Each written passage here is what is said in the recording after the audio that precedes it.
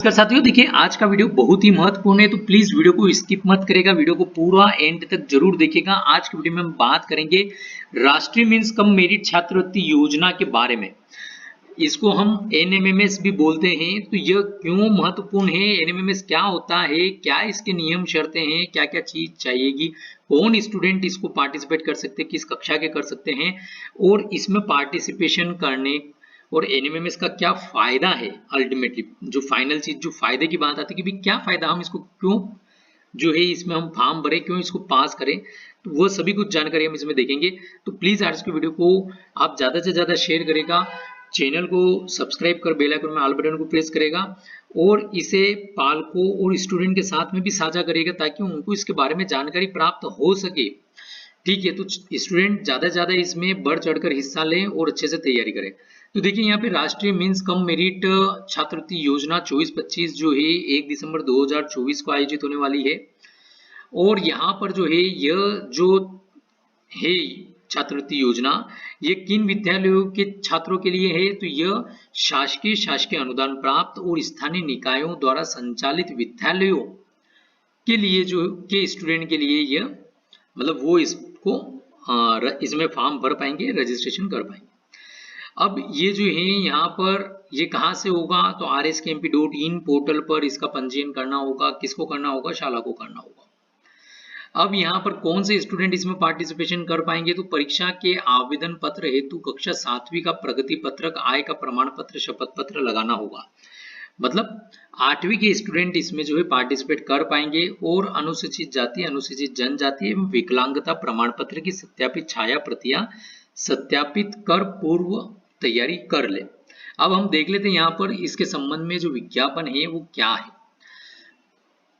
तो इसको हम राष्ट्रीय मीन्स कम मेरिट छात्रवृत्ति या एनएमएमएस भी हम कह सकते हैं।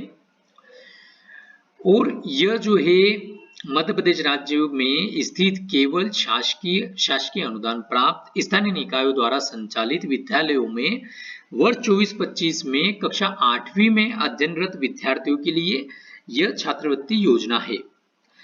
ठीक है, अब इसके बारे में यहाँ पर बात की जा रही है। ये 1 दिसंबर 2024 को आयोजित होगी। उसके लिए जो है अभी से पंजीयन प्रारंभ हो चुके हैं।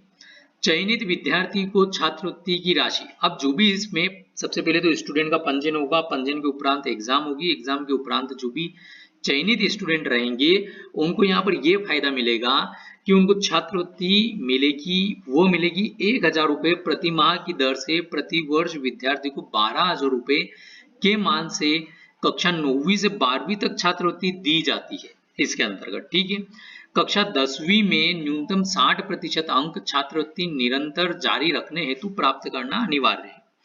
मतलब अभी तो आपने इसको क्वालिफाई कर लिया सपोज एग्जाम दे करके, ठीक है, लेकिन इसको आगे तक जो है कंटिन्यू रखने के लिए आपको कक्षा 10वीं में 60% अंक भी लाने होंगे। कक्षा 9वीं से कक्षा 12वीं में पहले प्रयास यानी पहली बार में उत्तीर्ण होना आवश्यक है। तो ये भी एक महत्वपूर्ण बात है कि बीच में कहीं पर भी आपको रोकना नहीं है। 9वीं से 12वीं तक प्रति वर्ष एक बार में ही परीक्षा को उत्तीर्ण करना होगा। ठीक है, मतलब क्लास उत्तीर्ण करनी होगी, अगली क्लास में जाना होगा और 10वीं क्लास में 60% अंक भी लाने होंगे। पूरक से पास विद्यार्थी एनएमएमएस परीक्षा के लिए अपात्र रहेगा, मतलब पूरक भी नहीं आना चाहिए। ठीक है, यह छात्रवृत्ति केवल शासकीय अनुदान प्राप्त एवं स्थानीय निकायों के विद्यालयों में अध्ययनरत नियमित विद्यार्थियों के लिए है। तो यहाँ पर इतनी सारी चीजें तो क्लियर हो गई है। और हम देख लेते हैं पात्रता क्या है। तो मध्य प्रदेश राज्य में स्थित केवल शासकीय अनुदान प्राप्त स्थानीय निकायों द्वारा संचालित वर्ष 24-25 में कक्षा 8वीं में नियमित रूप से अध्ययनरत ऐसे विद्यार्थी ही इस परीक्षा में पात्र होंगे जिन्होंने कक्षा 7वीं में कम से कम 55% अंक या समकक्ष ग्रेड प्राप्त की हो। आई थिंक सी ग्रेड आएगी इसमें, समकक्ष, और हम नीचे देखेंगे इसके बारे में। और इसके अलावा यहाँ पर बताया हुआ है कि अनुसूचित जाति, अनुसूचित जनजाति के छात्रों के लिए 5% की इसमें छूट रहेगी। ठीक है, जिनके अभिभावकों, अब ये यहाँ से देखिए पूर्ण विराम लग चुका है। अगला जो है इसमें बताया हुआ है कि जिनके अभिभावकों की सकल वार्षिक आय 3.5 लाख रुपए 3,50,000 रुपए से अधिक नहीं है। ठीक है, तो ये भी एक कंडीशन है। अब इसमें यहाँ पर एक और बात बताई कि पाठ्यक्रम क्या होगा, तो इस परीक्षा हेतु कोई निर्धारित पाठ्यक्रम नहीं है। प्रश्नों का स्तर 7वीं व 8वीं की परीक्षा के समान होगा। परीक्षा शुल्क, कोई परीक्षा शुल्क नहीं है। परीक्षा का माध्यम जो है यहाँ पर हिंदी व अंग्रेजी होगा। आरक्षण तो यहाँ पर बताया हुआ है कि मध्य प्रदेश राज्य द्वारा निर्धारित कोटा अनुसार अनुसूचित जाति, अनुसूचित जनजाति एवं निःशक्त विद्यार्थियों हेतु जिलेवार आरक्षण का प्रावधान होगा। ठीक है, परीक्षा की महत्वपूर्ण तिथियां क्या है, तो यहाँ पर बताया गया है कि ऑनलाइन आवेदन पत्र भरने की जो तिथि 25 जुलाई से प्रारंभ हो चुका है और अंतिम तिथि 10 अगस्त बताई। यहाँ पर परीक्षा दिनांक बताया है 1 दिसंबर को, रविवार को, और परीक्षा शुल्क निःशुल्क है। परीक्षा का समय क्या रहेगा, तो यहाँ पर बताया हुआ है 10:45 सुबह से 12:30 तक जो है एमएटी हेतु एक पेपर होगा जो मेंटल एबिलिटी टेस्ट होगा। दोपहर 12:30 से 2:15 बजे तक एसएटी होगा जो कि शैक्षिक योग्यता से संबंधित होगा। शैक्षिक योग्यता।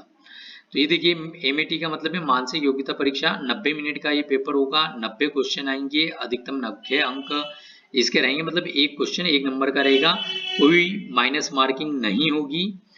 इसमें जो है क्या इसके लिए क्वालिफाई करना के लिए क्या है यहाँ पर, तो यहाँ पर बताया हुआ सामान्य वर्ग को 40% लाने होंगे यहाँ पर, अर्थात 72 मार्क्स, और इसी प्रकार से जो आरक्षित अजजा और निःशक्त वर्ग के लिए 32% अर्थात 58 अंक लाने होंगे। इसी प्रकार से शैक्षिक योग्यता परीक्षण होगा एसएटी जिसको कहा गया है, ये भी 90 मिनट का होगा, 90 अंक प्रश्न होंगे और अधिकतम 90 अंक है, मतलब एक प्रश्न का 1 अंक। दोनों प्रश्न पत्रों के बीच विद्यार्थी को परीक्षा कक्ष छोड़ने की अनुमति नहीं होगी। मानसिक योग्यता के अंतर्गत 90 प्रश्न होंगे जो कि यहाँ पर बताया हुआ है किस से संबंधित होंगे। इसी प्रकार से शैक्षणिक योग्यता परीक्षा के अंतर्गत 90 प्रश्नों में से बहुविकल्पीय प्रश्न रहेंगे। सभी ये प्रश्न जो रहेंगे बहुविकल्पीय रहेंगे और 7 और 8 के स्तर के इसमें बहुविकल्पीय प्रश्न शामिल रहेंगे, जिसमें 35 प्रश्न तो विज्ञान के रहेंगे जो शैक्षणिक योग्यता है उसके बता रहा हूँ। ठीक है, और 35 प्रश्न जो सामाजिक विज्ञान के होंगे और 20 प्रश्न जो है गणित के होंगे। इस प्रकार से छात्रों को दोनों परीक्षाओं में उत्तीर्ण होना आवश्यक है। इन दोनों परीक्षाओं के लिए कुल मिलाकर न्यूनतम 40% अंकों के साथ एमएटी और एसएटी में उत्तीर्ण एवं अजजा और निःशक्त के लिए यहाँ पर बताया है निःशक्त वर्ग के लिए 32% अंक जो है लाना होंगे। इस परीक्षा हेतु आवेदन केवल ऑनलाइन ही स्वीकार किए जाएंगे। किसी भी प्रकार का मैन्युअल अथवा डाक से भेजे गए आवेदन स्वीकार नहीं किए जाएंगे। ठीक है, उसके बाद में यहाँ पर देखिए और जानकारी है, आप चाहें तो वीडियो स्टॉप करके इसको पढ़ लीजिएगा, सभी महत्वपूर्ण जानकारी है इसमें। पुनः परीक्षण या पुनः मूल्यांकन ऐसे कोई प्रावधान नहीं है इसमें। यात्रा भत्ते के लिए भी कोई प्रावधान नहीं है। ठीक है, यहाँ पर उसके बाद में महत्वपूर्ण निर्देश और बताए हैं यहाँ पर कि परीक्षा प्रारंभ होने के 30 मिनट के पूर्व आपको परीक्षा केंद्र में उपस्थित होना होगा।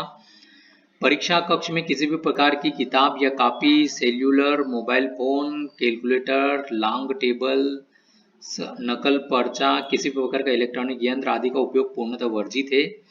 तो इन चीजों का ध्यान रखा जाए। सभी प्रश्न वस्तुनिष्ठ रहेंगे, मतलब ऑब्जेक्टिव टाइप के क्वेश्चन रहेंगे, 4 विकल्प रहेंगे और इसमें से एक सही होगा। आपको जो भी लगता है आपके हिसाब से सही वो आपको टिक करना होगा। इस परीक्षा हेतु कोई ऋणात्मक अंक नहीं है, मतलब माइनस मार्किंग नहीं होगी। उत्तर शीट परीक्षा उपरांत पर्यवेक्षक के पास अनिवार्य रूप से जमा करने होंगे। परीक्षा हाल में ले जाने हेतु आवश्यक सामग्री यहाँ पर बताया गया है कि प्रवेश पत्र, केवल काला या नीला बॉल पॉइंट पेन, ठीक है, जेल पेन का उपयोग मान्य नहीं होगा। ठीक है, यहाँ पर स्पष्ट बताया गया है।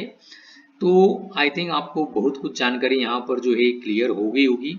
ये देखिए यहाँ पर जो है ऊपर हमने देखा था कि 7वीं में जो 55% का बोला था, समकक्ष ग्रेड यहाँ पर सी है बताई हुई है, ठीक है। और जो इसमें यहाँ पर स्वयं के नाम का जाति प्रमाण पत्र एवं निःशक्त जन्म प्रमाण पत्र आवेदन के साथ संलग्न किया जाना अनिवार्य होगा, ठीक है। तो यहाँ पर स्वयं के नाम से होना चाहिए, ये भी यहाँ पर क्लियर है। और छात्रों को कक्षा 8वीं में कम से कम 25 छात्रों को कक्षा 8वीं में कम से कम 55% अंक या समकक्ष ग्रेड प्राप्त होना चाहिए, ठीक है। और यहाँ पर अनुसूचित जाति अनुसूचित जनजाति के लिए 5% छूट होगी, बताया हुआ है यहाँ पर। उसी प्रकार से ये कुछ जानकारी हमने ऊपर देख ली थी। यहाँ पर देखिए समय सारणी जो है ये भी हमने ऊपर देख ली है, ठीक है। और आवेदन की प्रक्रिया ऑनलाइन होगी, लेकिन फिर भी यहाँ पर थोड़ा सा ये जानकारी को हम देख लेते हैं। इस परीक्षा हेतु आवेदन केवल ऑनलाइन ही स्वीकार किए जाएंगे, किसी प्रकार के मैनुअल ये स्वीकार नहीं किया जाएगा, ठीक है। परीक्षा के आवेदन पत्र संकुल प्राचार्य के द्वारा दस्तावेजों की प्रमाणित छाया प्रतियां जैसे कक्षा 7वीं की प्रगति पत्रक, आय प्रमाण पत्र, तो उसका आय का प्रमाण पत्र क्या रहेगा, तो एक शपथ पत्र रहेगा। और अनुसूचित जाति अनुसूचित जनजाति विकलांगता प्रमाण पत्र की सत्यापित प्रति भी संधारित की जाएगी और सत्यापित कर ही ऑनलाइन भरे जाएंगे, ठीक है। और यहाँ पर कुछ जानकारी है, आप चाहें तो वीडियो स्टॉप करके देख सकते हैं। इसमें और आगे की हम जानकारी यहाँ पर देख लेते हैं कि राष्ट्रीय मीन्स कम मेरिट छात्रवृत्ति योजना अंतर्गत चयन परीक्षा योजना में एनएसपी नेशनल स्कॉलरशिप पोर्टल जिसको कहा जाता है पर आवेदक स्वयं के आधार से जुड़े राष्ट्रीयकृत बैंक खाते के साथ नेशनल स्कॉलरशिप पोर्टल एनएसपी के माध्यम से ऑनलाइन पंजीयन कराना होगा। ये बात की बात है, जब आपका इसमें जो है चयन हो जाता है, मतलब आप जो ऊपर हमने देखा जो न्यूनतम अर्हता है वो हो जाती है, उसके बाद का है ये। चारों वर्ष की छात्रवृत्ति के लिए बैंक खाते में परिवर्तन नहीं होना चाहिए।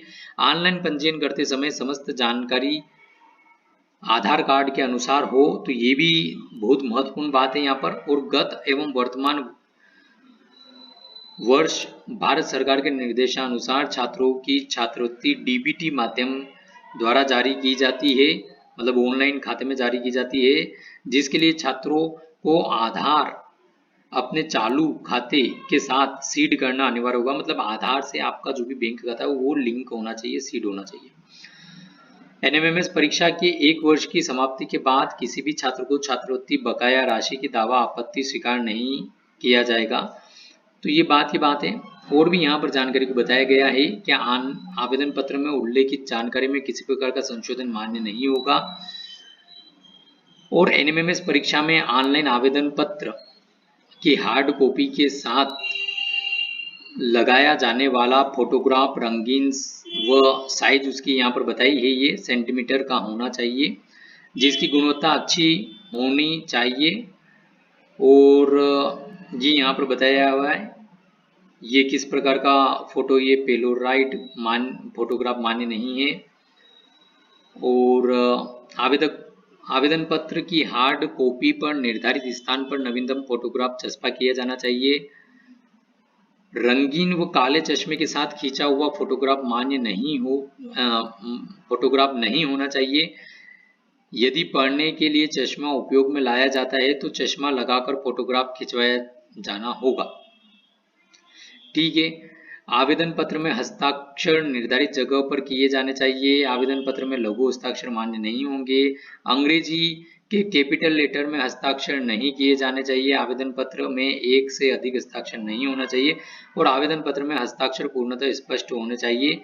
ये सब यहाँ पर जानकारी जो है बताई गई है ताकि किसी प्रकार की आपके द्वारा गलती न हो, ठीक है। और जो है परीक्षार्थियों को परीक्षा कक्ष छोड़ने के पूर्व ओएमआर शीट उत्तर शीट जो पर्यवेक्षक को अनिवार्य रूप से सौंपना, मतलब ओएमआर शीट पर मतलब आपको गोले लगाने होंगे।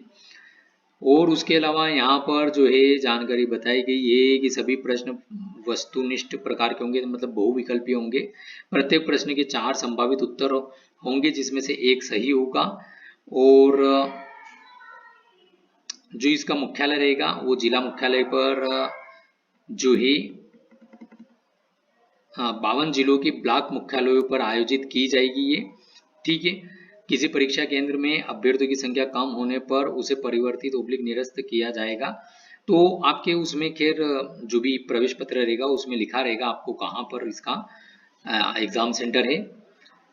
तो साथियों ये सब जानकारी थी, हमने इसमें देखने का प्रयास किया है।